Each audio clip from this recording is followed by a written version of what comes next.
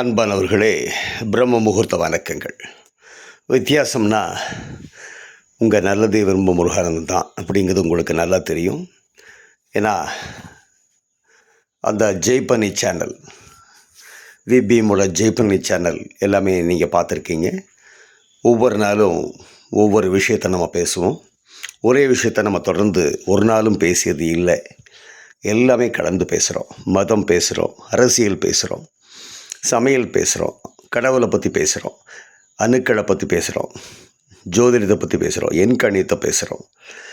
வாழ்க்கையில் நம்ம சந்திக்கக்கூடிய எல்லாத்தையும் பேசுகிறோம். அதனால் வித்தியாசம் நாம். இன்றைக்கி என்ன வித்தியாசம் தான் நீங்கள் பார்த்துட்ருக்கீங்க. வாழைத்தண்டு, ஒரு வாழைத்தண்டு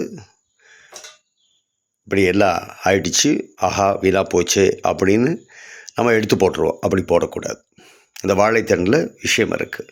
அதுதான் நீங்கள் பார்க்குறீங்க. இந்த வாழைத்தண்டை பாருங்கள், சின்ன சின்ன துண்டாக நான் நறுக்கிட்டேன். உள்ளே பாருங்கள், இந்த வெள்ளை பகுதி நல்ல பகுதி தான், மேலே இருக்கிறது மட்டும்தான் அழுகி இருக்குது. அப்போ இந்த வெள்ளை பகுதியை எடுத்துகிட்டு இந்த பகுதியை தூக்கி எறிஞ்சிட்டு வெள்ளை பகுதியை எடுத்தோம்னா அற்புதமான வாழைத்தண்டு, நல்ல வாழைத்தண்டு அருமையாக இருக்குது. அது நம்ம எடுத்துக்கலாம். அப்படி எடுத்து தான் நீங்கள் இங்கே பார்க்குறது இந்த வாழைத்தண்டுகள். இப்போ இந்த வாழைத்தண்டை நான் அப்படியே சாப்பிட்ருவேன். அப்படியே பார்த்திங்கன்னா தண்ணி மாதிரி இருக்கும். அப்படியே நம்ம சாப்பிட்டோம்னா அற்புதமாக நம்ம உடம்புல போய் அட்டகாசமாக கிட்னிக்கு பிரமாதமான மருந்து. அது கல்லெல்லாம் அடைக்கிற வேலையே அங்கே இருக்காது. அடித்து நொறுக்கிறது. அப்படியே சாப்பிடணும் பச்சையாக. ரொம்ப பிரமாதமாக இருக்கும். இல்லை எனக்கு அது கொஞ்சம் கஷ்டமாக இருக்குது, நான் கொஞ்சம் அப்படியெல்லாம் என்னால் சாப்பிட முடியாது, என்ன பண்ணட்டும் அப்படின்னா ஒன்றும் கவலையப்பட வேண்டாம். அற்புதமாக இருக்குது. தேன் இருக்குது. இந்த தேன் நீங்கள் என்ன பண்ணணும், சும்மா ஒரு துளி எடுத்து ஒரு மூடி எடுத்து நீங்கள் அது மேலே ஊற்றிக்கிட்டிங்கன்னா அந்த வாழைத்தண்டு என்ன ஆகிடும். இந்த பாருங்கள், இந்த வாழைத்தண்டு பாருங்கள், அற்புதமான பதத்துக்கு வந்துடும். அது கூட லேசாக நீங்கள் என்ன பண்ணிக்கணும் பாருங்கள், நாட்டு சர்க்கரையை நான் லேசாக கலந்துக்கிறேன். அப்போ தேனு, நாட்டு சர்க்கரை, வாழைத்தண்டு இது 3 சேர்றப்போ என்னாகும், இது பாருங்கள் அற்புதமான ஒரு பதத்தில் இது நீங்கள் சாப்பிட்றதுக்கு அற்புதம். இப்போ இதை நீங்கள் சாப்பிட்டிங்கன்னா அழகாக சாப்பிடலாம். குழந்தைங்க முதற்கொண்டு எல்லாருமே நல்லா தேனை நினச்சி, சர்க்கரையிலையும் நினச்சிட்டேன், தேன்லையும் நினச்சிட்டேன், இரண்டையும் நினச்சி இப்போ நான் இப்படி சாப்பிட்டு பாருங்கள். அப்புறம் கொஞ்சம் ஊற வச்சுருங்க. அது நல்லா ஊறட்டும்.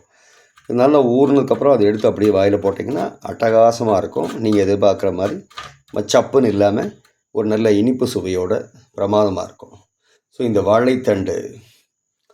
வாழைத்தண்டு சஸ்கா, இதுக்கு பேர் வாழைத்தண்டு சஸ்கான்னு பேர். இந்த வாழைத்தண்டு சஸ்காவை தயவு செய்து காலையில் வெறும் வயிற்றில் பல்லு விளக்கிட்டு, யாருக்கெல்லாம் அந்த கிட்னியில் அடைப்பு இருக்கோ,